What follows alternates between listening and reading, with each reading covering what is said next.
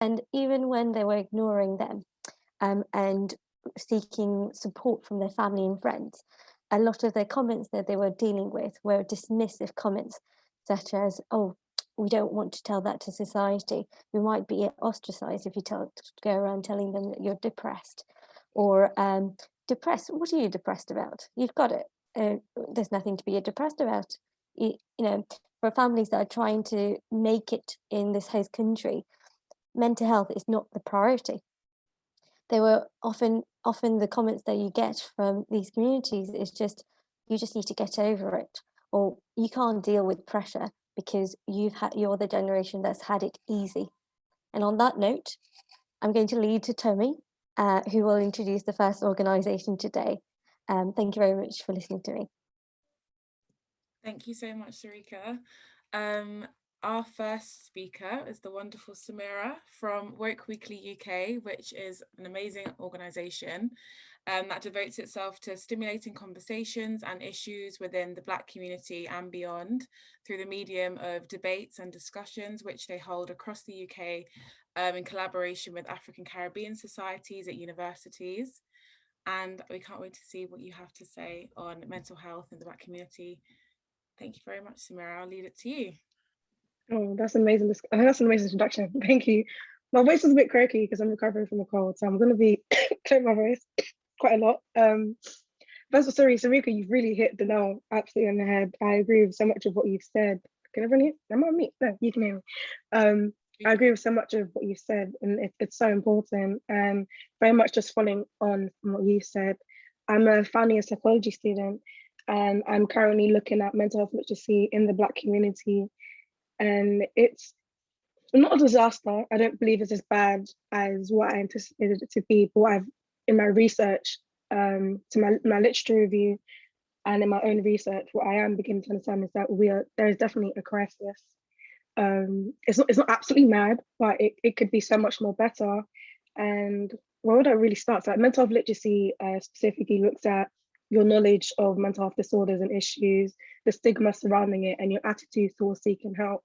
And from what I've seen so far in my results is where older generations don't have the knowledge, younger generation, so second generation, well, first generation born abroad, second generation asylum seekers, we have stronger knowledge of mental health disorders and issues, but we are less likely to seek help considering that we already know. And in one of the discussions we had previously in meeting to talk about this event, we've spoken about the disconnect in our communities, and like you said, the racism of this mental health service provider, and how that acts as a barrier for people to access mental health services in the first place. But then there's also the internalized barrier for our communities. One of the study papers I looked at has said that Black people experience, BAME people, it wasn't Black people, but BAME people experience three types of stigma, self-stigma, stigma in the community, and stigma from institutions. And it's just a threefold barrier. And it's definitely something that I think moving forward can be solved, but it's going to take a lot of collaboration. So reducing the ethnic bias that you have in mental health service providers, which you guys are already doing. So your doctors, you're penetrating institutions as it is, you're diversifying it, and you're making the changes we need to see, but also having this kind of conversations in our community that get people to primary care in the first place. So before primary care, before you get to the hospital, before you get to your GP, it starts with self-care and like how you perceive mental health.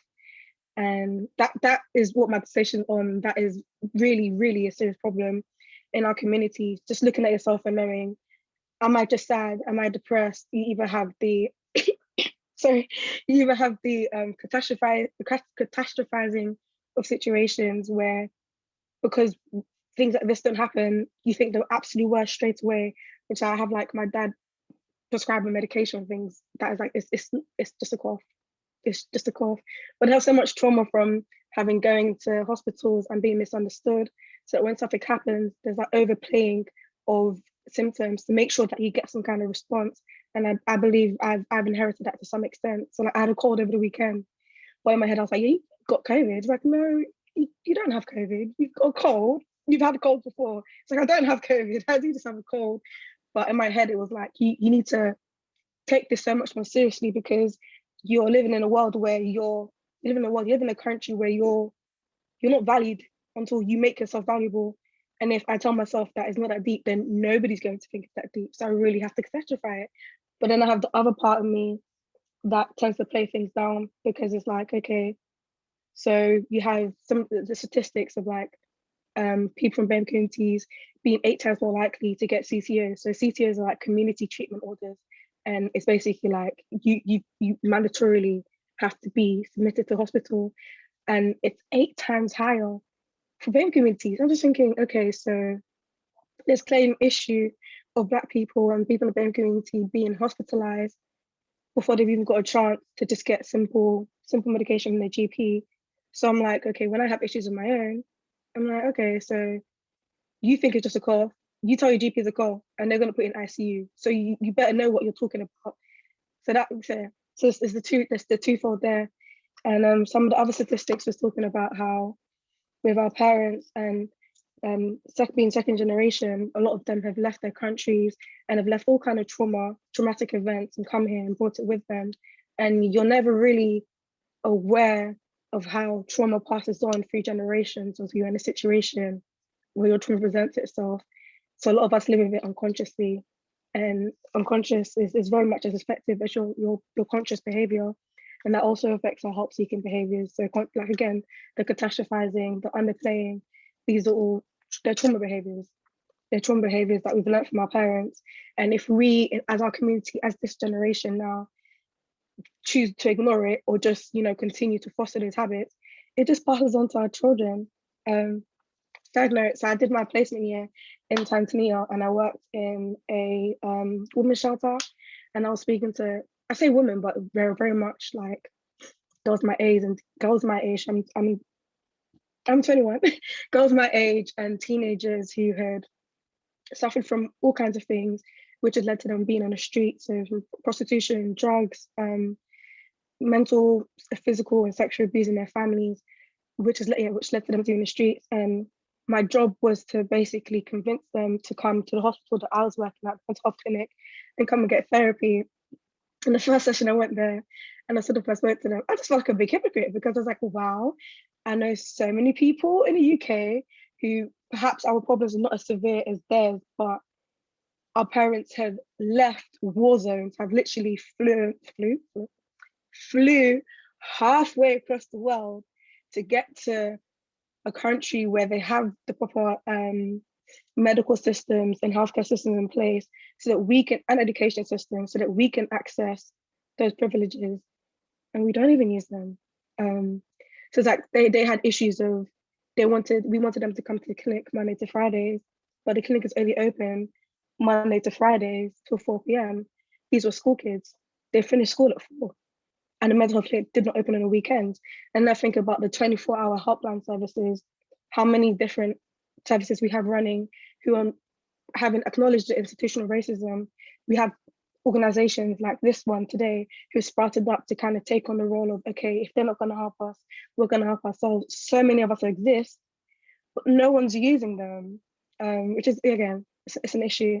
What I'm finding in my dissertation is even getting Black people to do my survey is like pulling nails. It's pulling nails, because everyone's very much happy to share it, but then they find that as they're doing the survey that, okay, actually this is triggering, and then come to denial. This is triggering, and you know what, I don't have time for this. But if I told you that my survey was on TikTok, you guys would be very happy to fill out the latest TikTok trends, even if it took you an hour. You think it's a cute little challenge, but yeah, so there's definitely a problem with facing the reality in our generation. There's a lot of, I think, where our parents had to work so hard and sacrifice so much, they have no choice but to live in their reality.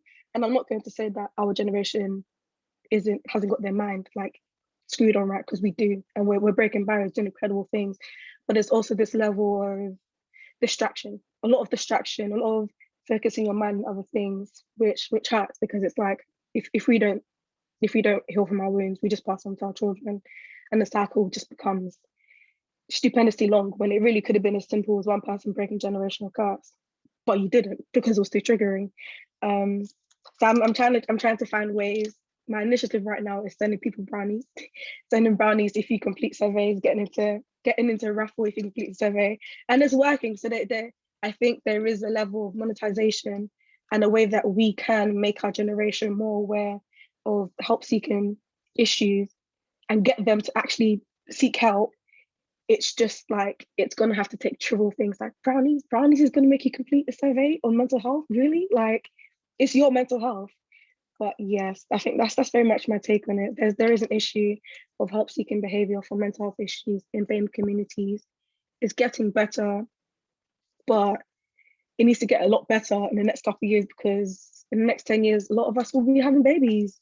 I know babies will be having babies in 20, 30 years. So yeah, that's that. I just feel like I just ranted a lot. Does anybody have any questions? No? No, that was amazing. That was really insightful, especially what you said in terms of the helping seeking behaviors. I didn't even realize about trauma behaviors. That hadn't even crossed my mind, but that was fantastic. Thank you so much. If you do have any questions, feel free to pop them in the chat. We're having a question and answer at the end, so you're more than welcome to your questions can be answered, sorry, at the end. But I'll just pass on to Juhi, who I think is going to introduce the next speaker. Thank you so much, Samira. Hi, brilliant. Thank you so much, Samira. That was absolutely amazing. So the next organisation that we'll be talking is SIKH Forgiveness, and from SIKH Forgiveness we have Sandy joining us. So just bear in mind, she might have a few internet problems, but we will try and sort them as soon as we can during the talk.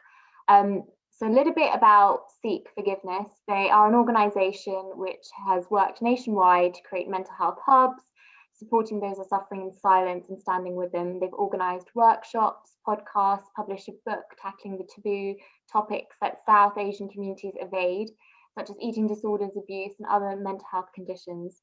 Through education and relatability, they strive to reduce the stigma surrounding health for SIKH and the wider BAME community. And we're very lucky to have Sandy today from that organisation, and I'll hand it over to her now.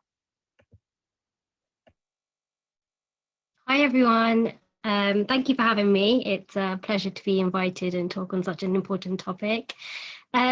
Just quickly, there may be some delays in my internet, so don't worry, it will be absolutely fine. I do have a presentation though. Juhi, are you able to allow sharing, please? Yes, I'll do that now.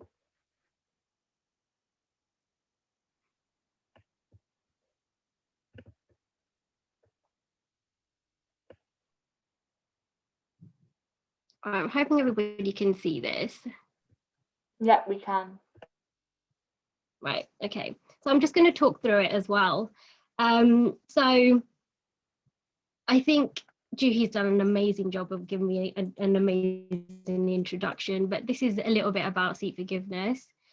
We've been going for about 2.5 years now, and our main aim is to openly talk about mental health within SIKH and wider ethnic communities. And it's been such a passion of mine to talk about mental health, because the one thing that we need is representation. We need someone who looks like us and has experienced similar struggles like us, or experienced what our families have, where we can openly talk about mental health.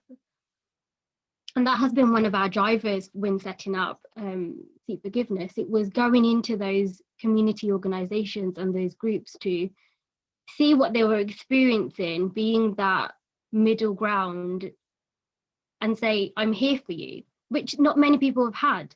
And especially, as Samira mentioned as well, our parents and our grandparents haven't had that conversation around mental health because it doesn't exist in our homeland countries. So why is it such a barrier? I mean, just looking at those two quotes, that's just Punjabi and English. Now, if someone else was to look at that language, they'd be like, I don't know what that is. How am I meant to translate that? How is that going to help me? These are the things that our parents or individuals who are coming into this country or even all over the world are struggling. They don't have the resources, they don't have that support to explain and verbalize what they're experiencing. And outsiders who don't understand that context, it's an alien language. It's something that they can't even put into a conversation to say, I need someone to talk to, or I'm not really sure what I'm going through. And that's one of the things mental health is. It's not a conversation that we have day to day. It's not something that we normalize within our communities, within our family settings, within friends. I think we've always been told to have a certain persona within our pods, whether it's friends or families at school. The drive has always been be academic, strive for a good career, strive for the best, because our families never had that, our parents never had that. We came over into this country to have a better life, but in the process of having that better life, we never acknowledged our health. So not only have we had to learn everything with regards to our physical health, which is things like diabetes, high blood pressure, dementia, Alzheimer's, these physical conditions are still not talked about in our homelands from where our grandparents are from, because they're not aware of it. So how are they going to be aware of conversations like mental health? You know, mental health and physical health are in line with each other. There isn't one is more important than the other. They're both in alignment. There is a straight line balance between them both. And you need both to fully function. And just as second generation individuals in this country now, we need to be able to know our culture. We need to be able to be that middle ground for somebody to say, I'm here for you, I can talk to you, what is it that I can support you with?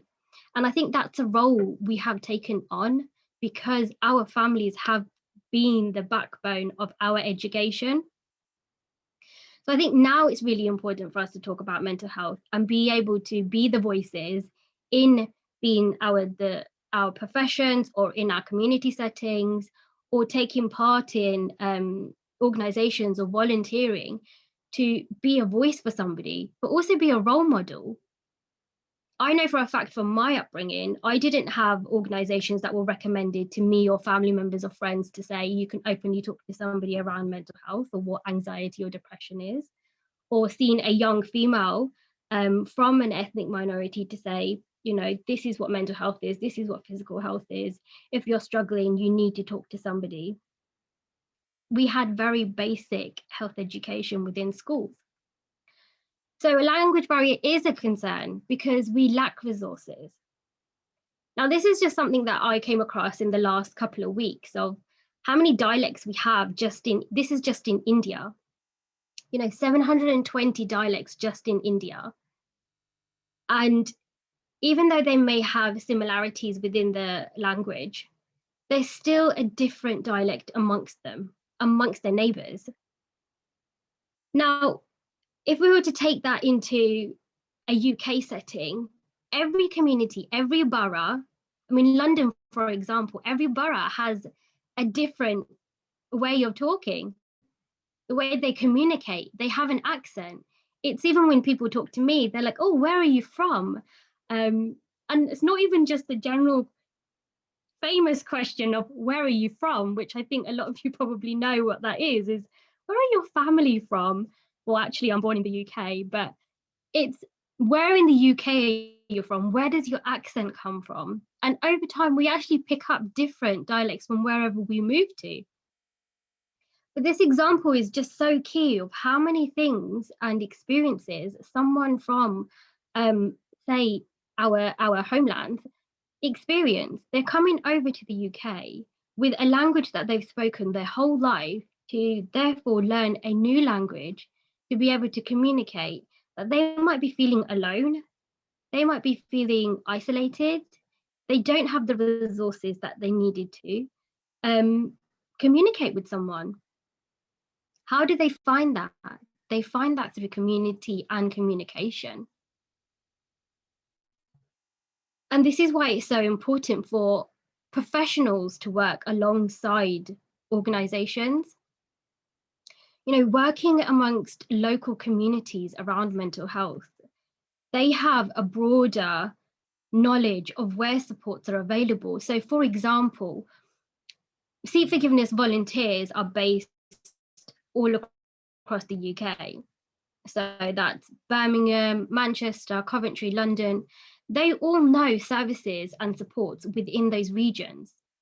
And the reasoning behind that is to ensure that people who come into contact with us can get their support with a professional. So that's with a therapist or the mental health crisis team or local charities and organizations where they can get immediate support. And these things are so important. For example, local mind organizations can provide therapy for at very minimal costs, but they can also provide you a translator. Now, having a translator for therapy is vital, but one of the things that has been a huge struggle for most people is the language barrier. The dialects are different. The translations or the translators, sorry, they don't have an understanding of mental health. They're purely there just to communicate a conversation. And one thing that we've noticed as an organization is those who are struggling with poor mental health pick up on signs that someone isn't interested or someone isn't listening. So why do we have these limiting factors? You know, what is it that we're lacking within communities and in our professional workplaces? Is understanding. We don't have that representation. Even myself as a mental health trainer, I have a corporate position in my day-to-day work, but yet I'm one of the very few people who enters into those halls who's talking about mental health, who is giving that voice for young women or young Sikh individuals or ethnic minorities. I've ended up in halls where I've been the only woman talking about mental health for ethnic minorities. But one of the things that we all have in common is there is no conversation around mental health from our ancestors or from our parents, because it hasn't been a normal conversation. Therefore, it's been a taboo. It's been a feared conversation. You cannot tell anybody about what you're going through because you'll get judged. You will be penalized for having anxiety or for being scared or having a phobia. You'll be seen as not being strong enough or man enough. And all of these traumas, as Samira mentioned as well, is we carry additional traumas from our homelands into this host land. And our additional traumas is that we're adapting to being a cultural individual, but also a Western individual. So we're trying to find that identity of who do I need to be and how?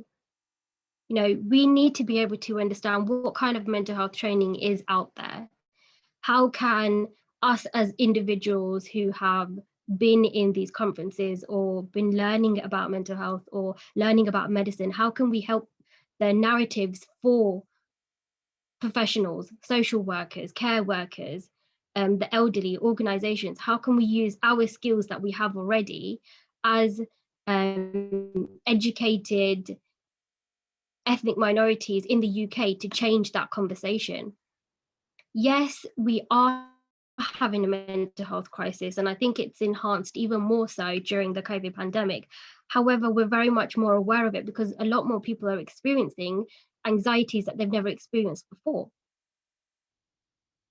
So I found this so so key for who we are as individuals in the UK. Is I've often found myself as the middle ground between a professional and my parents, and having to translate what they're going through. And I know for a fact my parents, they're very protective, but they're very much so. I've been in this world much longer than you. I know a lot more than you do. And it's very hard to have a conversation with them and say, look, we need to talk about your health. And these are some of the things that we come across with Sikh Forgiveness as we did our workshops across the UK. Pre-pandemic, we were meeting elderly individuals in faith-based settings where they didn't believe mental health existed. And questions like, do I have mental health? Has it always been within me? But until we don't have those conversations and be strong enough to understand what mental health is, we can't provide the right information. And this is where our role as being the in-betweener or the middleman within those conversations is key. How do we tackle these conversations? How do we manage our own mental health as well as the mental health of those around us, for being a communicator? And being the human beings that we are caregivers. We want to protect the ones that we love, the ones that we care about and work with. But those can only be done when you have done the research and you have looked into what is available. Is there local communities that we can talk to, local professionals? Because amongst seeking professional help, you need other coping mechanisms. So yeah, I think as a second generation individual, I've definitely found being the individual in the middle has been an increased stress level to trying to provide the right information. And one of the things that we have lacked in resources is trying to find one, stats that represents our communities, but also resources which have been translated for us to be able to begin those conversations.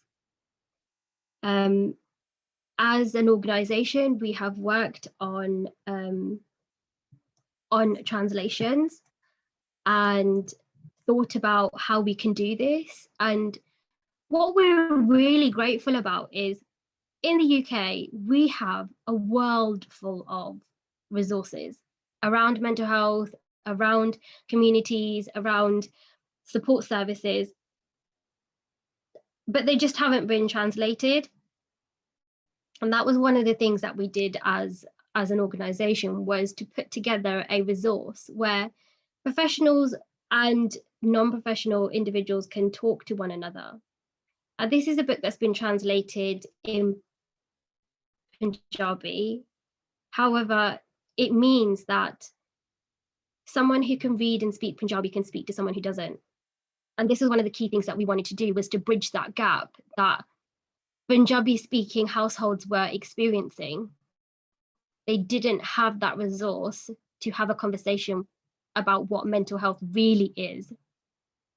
So this goes into talking about, as Juhi mentioned, is eating disorders, depression, grief,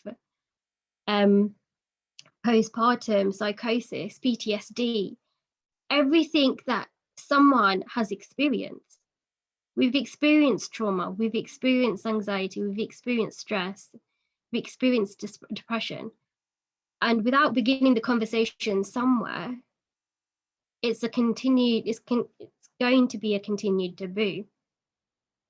The good thing about this book is that each chapter is in English and Punjabi, so they coincide with each other, and you can have a conversation and follow through with someone where they might be struggling. So this is where we have been tackling the language barrier and the communications within our communities. This is a resource that someone can use for anyone in their family, and therefore seek professional and relevant help for communities. And there is so many things out there where you can learn about mental health and what you could be doing to begin those conversations. And it's going to be amazing organizations as who have joined us today, is building those services, making sure that professionals have the resources to begin these conversations, not to shut them down or make them feel isolated because they don't have the resources or the tools. We are a generation who have adapted to a new country, a new system, lived through a pandemic, and we're continuously growing to learn more. And using our skills, we can do that by changing the narrative of what mental health is with communication, and using our bilingual skills to be able to have those conversations, because we are the ones that are able to say mental health is normal. And until those conversations don't start, they won't be. that's all from me. Thank you so much. Amazing. Thank you so much. Does anybody have any questions? Yes, please do put them in the chat. If you want to wait until the Q&A. If not, I'm sure we'll have some questions for you at the end. But thank you, Sandy. Honestly, the work you're doing is absolutely fantastic. And I think you picked up on such key points. I feel like the middleman thing is what a lot of people can relate to. And we're sort of in that process of figuring out our own identity, but also trying to support our family adjust into the country that we're now living in, but also trying to see what we can do to contribute to our community in this country, as for ourselves as well and our future generations. And I think communication is such a big part of this, and the books that you've created are honestly fantastic. I think everyone should check them out, and I think that should be something available for all languages if possible. And I think as a healthcare provider as well, there's loads of instances where you're trying to figure out what is the most appropriate way to describe something for someone, and often, you know, even with interpreters, it's quite hard. You're not sure if it's culturally appropriate, and then also having a family member there, it's always very complex. But having resources like you guys are working on is fantastic, and the fact that you are based, you know, everywhere, I think will be really, really helpful for people all across the UK. So thank you very much again, Sandy. That was absolutely brilliant. I'm going to now hand over to Haya to introduce our final organisation. Thank you. Hello, everyone. Thank you so much for joining. Last but not least, we'll have Muslim Youth Helpline to give us one of their talks. Just to introduce them before they do, they're a 20-year-old helpline that provide emotional support. They also provide faith and culturally sensitive support by phone, live chat, WhatsApp, and email.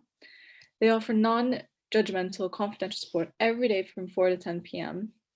And we welcome them here today to discuss why faith and culturally sensitive support is important. Thank you so much, Maria, for joining us today. Thank you, Maya, for that introduction. I am going to stop my video because I'm having trouble with my internet. So as I stop that, please do interrupt me when I am talking. If something does happen, I do blame the snow for that. But hello, everyone. I am so excited to be sharing this event with you all, both the speakers and attendees. So thank you for giving mental health this platform. Like Haya said, I am Maria Mahmood. I am the director at Muslim Youth Helpline. We are a faith and culturally sensitive support service for young Muslims, so particular vulnerable young Muslims in the UK. So we provide emotional support to those going through a difficult time. And MYH is unlike any other organisation out there for young Muslims, and it protects many pain points felt by young Muslims. Pain points that are caused by the community stigma of mental health, by the lack of services at the health delivery level, and then the lack of understanding and appropriate care, which is something that I will speak about today. MYH pushes boundaries. It supports young people. It builds a safe space for young people to have conversations that will support their well-being. And as an organisation, our vision is to ensure that every young Muslim that is struggling with their mental health and well-being has somewhere that they can turn to through our helpline, where they can be heard, understood and supported. Now, understood and supported are the key terms here. At Muslim Youth Helpline, we've had a very unique year last year. Our helpline saw an increase in traffic by 313%. Our beneficiaries, young Muslim from BME backgrounds, were most in distress. They were managing COVID, bereavement, isolation, addiction, family issues, school exam concerns, and these are some of the top concerns that were coming into the helpline last year. So what is our approach? So why do we believe that we cater to being a faith and culturally sensitive organisation? So MYH is, as a helpline, is aimed at addressing the mental health needs and the issues that trouble young Muslims in Britain. We would like to say that we are essentially that gateway and first step for many young Muslims who wish to confide in someone that understands the sensitivities surrounding their faith and their culture and will listen to them without any judgment. Now on the helpline, our helpline officers and volunteers, so it's a mix of both, are trained to identify risks and deal with a range of issues that they may encounter on the helpline. For example, our helpline officers are trained in everything from active listening and empathy to suicide de-escalation and safeguarding. Our helpline officers respond to inquiries using 4 platforms which are available for our helpline. So you can call us, you can email us, you can web chat, and also engage with us on WhatsApp. So we are non-judgmental. You can contact us about any issue without the fear of being judged. We are here to listen, empathize, and provide emotional support. We believe that everyone has the right to speak freely in a safe space where their voice will be heard. We're non-directional, so we do not tell you what to do. We don't preach, or we don't impose any moral beliefs on you. We allow you to take control of that conversation. So it's very much directed and led by the service user. And lastly, the empowerment, that's a really important part of our organization. So we work to explore your emotions and options and empower you to make your own decisions. So we believe that people should find a solution that works best for them, and we support you in doing so. And it's so important that you're able to explore your feelings, and even that process can alleviate your distress. So empowering you means that you can be confident that the situation is well tailored to your problem. So a bit about our history will really tell you the kinds of issues that were felt 20 years ago when our organization was founded. So it was founded by Mohammed Mamdani, who in 2001 set up the helpline. So actually he set up the helpline. He was an 18-year-old, and he set the helpline up with 2 of his friends, so also so altogether 3 18-year-olds from his bedroom. And it was a very simple counselling model. There was 1 phone line, and they would support young people and signpost them, and it grew from there. So 20 years ago, there was a gap felt by young Muslims, and that gap continues to be felt. And MYH is a response to those feelings. Now, when we talk about barriers to mental health, and I mean, I'm sure this is barriers that exist across all communities, but barriers for young Muslims. So number 1 is the stigma around mental health. Also, the fear of not being taken seriously by your friends and family if you do decide to open up. And mental health isn't discussed much. So the barrier is also not knowing what to do or how to comprehend how you're feeling. So because it's not being discussed as much, you may not understand what you are going through. You may not be able to articulate it, or you may not be able to understand where can I get the support that I need. There are many issues that are still considered taboo, so young Muslims may struggle to speak about these openly, and then this can in turn have knock-on effects on their mental health. Another is the limited number of trusted and appropriate mental health service providers that actually understand the unique needs and experiences of young Muslims. So often the Western model of what makes up a mental illness and how to deal with it doesn't always make sense in the lives of young Muslims. Counselling without a cultural framework, this is very important. So a lot of people, when they find that they are going to a counselling service and there is no cultural reference being made, they feel pretty patronized and having to explain your background. You almost feel like you're starting on the defensive even before you've had to deal with your own issues. Having to explain your family setup, the fact that you live in a multi-generational household, the impact of that individual needs to understand what this means to you and your family setup. So these are some of the many barriers to seeking support and help. So how does having a faith and culturally sensitive support service, but like MYH, protect those pain points? So MYH is pushing the boundaries. We are being a space where young people can discuss those taboo subjects that are concerning them. We are also a space where you can go to without the fear of being judged. We are free and confidential support service. And so we are able to reach the broad spectrum of young Muslims. We practice active listening on the helpline, and we offer to signpost to other services where appropriate. Now, this signposting is very important because it bridges the gap that links young Muslims to support services that they may not have otherwise reached out to. And that's really, really important. You are continuing that mental health journey for that young person. So this service also ensures that young people are taking the essential steps to begin that mental health and well-being journey. Our signposting services are quite comprehensive and range from therapists to domestic abuse support services to addiction support and imams and masjids as well. And often the Western model of what makes up a mental health illness and how to deal with it doesn't always make sense. And sometimes the alternative is the religious advice may be too overwhelming or may actually belittle what they may see as just a physical illness. So it's important that having someone who understands the nuances and shares it, whether it's a religious or a cultural background with the caller, it almost allows a level of familiarity so that the caller can feel confident that they are getting the best holistic tailored support for them.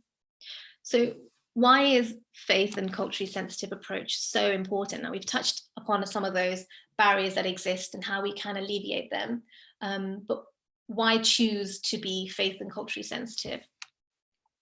Firstly, it understands that, you know, the one size fits all approach to take, that shouldn't be the approach to take, that differences do exist and we shouldn't be pushed to become the same. Now, as part of the Muslim community, we engage with other Muslims and understand what is needed, even from our own experiences. So having young Muslims run the helpline can help engage with that. It's more approachable and can advocate at a broader level what needs aren't being addressed. So someone who practices that faith understands what kind of concerns, the mental health concerns young Muslims are going through simply from their own experiences. Individuals from BAME backgrounds are less likely to seek out mental health support compared to their white counterparts. This is due to the fear of discrimination and discrimination on many levels, and also the lack of understanding amongst mainstream support services. A lack of culturally competent care means that mental health providers will not understand the correct language needed to approach these sensitive topics, and they may provide quite blanket solutions that do not apply or work in the context of someone's culture. Now, this is really important language, like Sandy has touched upon today. It's so important. Being confident in the when you're speaking to someone and opening up and using terminology that is important to you is very important, so that you can articulate some of your thoughts quite clearly. Many of our service users feel comforted knowing that the person on the other end of the line understands or even just has similar experiences to them. And this saves them a lot of time to having to explain the details of their culture or their family situations. It also creates this level of understanding and trust that, you know, the person helping them will help them in a way that encompasses every part of their story or their journey or who they are. And that is really, really important, because people who are reaching out to us or any support service, it takes a lot of courage to take that step. And so we should celebrate that courage, but also make sure that the support that we are giving is the right one for them, and not become another barrier or hurdle and hinder their progress in seeking that mental health support. So in order for our communities to get the support they need to have confidence in the services that are being provided to them. They must feel comfortable, and also they must feel that they're not being judged, and also therefore not become quite defensive around the people that are supporting them. There should be confidence in the trust in the service in order for them to open up completely. If you aren't being faith and culturally sensitive, we're not breaking down barriers to get mental health support. And the generation before us who didn't get support will be joined by the generations to come, because we're not knocking down those many barriers that exist to getting and seeking support. Thank you. Thank you so much, Maya, for that amazing talk. I'll now hand over to Juhi. Oh, you're on mute. Thank you so much to all three of the organisations today. You guys have provided such great insight into different but important aspects of mental health in our communities. And I think it's great that we can get the conversation going, and most importantly, keep the momentum going. And knowing what you guys do, what resources that you provide, and how much support that you can provide for communities, I think it's just so important to get the word out there and get people really engaged and find some confidence in the services that you guys are providing, because you guys are doing a fantastic job. It's now just getting our community to really engage and use the resources. And also, I think we have a responsibility as healthcare providers, as professionals, to, you know, flag up these organizations, because if we don't do it, as you all have said, who else is going to do it? Who else is going to advocate for us? So thank you very much again for tonight. Just wanted to end, before we go into the Q&A, a little bit about us, BHM Health Matters. So we were set up in response, as I mentioned at the beginning, because, you know, there's widespread health inequalities experienced by different ethnic minority communities across the UK. Yes, there are a lot of differences and a lot of specific hurdles and obstacles that each different community faces. But we are all in this committee from a different background, and we came together to, you know, find the similarities, find unity, and moving forward to promote integration and a multicultural society where everyone is valued as they should be. Structural racism and unconscious biasness, I think we can openly say that they are present and deeply ingrained in our system and healthcare. And there's a lot of underrepresentation of minority ethnic groups across a lot of industries and areas, especially at the very high level. So we're here to, you know, target these inequalities, raise awareness, bring people together to have conversations such like this, support other organizations that are tackling racism and discrimination, and get, you know, everyone really on the same wavelength about that we need to move forward, keeping all the different communities in mind. Yes, that, you know, some things will be specific to different communities and we need to cater to that, but, you know, it's not just one community that's facing atrocities, it's across the world. And I think we need to come together and really support each other in inter-community and intra-community. And I'm hoping, you know, this webinar has started that conversation with mental health, which is, I think, a huge problem at the moment, and COVID has definitely not made things better for us. So thank you again for everyone who's come today, and we will now take some questions for our lovely organisation. So if you do have any, pop it in the chat, or feel free to put your camera on, unmute yourself. I'll stop the recording now. This is a safe space. If you want to share your experience, I'm sure we all will be able to contribute. So I will stop